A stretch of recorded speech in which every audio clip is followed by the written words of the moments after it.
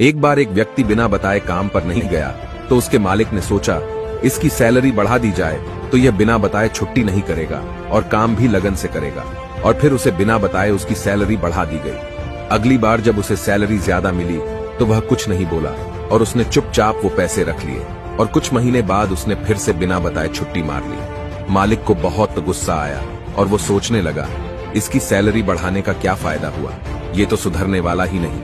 और फिर से उसकी सैलरी कम कर दी गई। फिर जब वह काम पर वापस आया तो उसे वही सैलरी दी गई जो उसे पहले मिलती थी।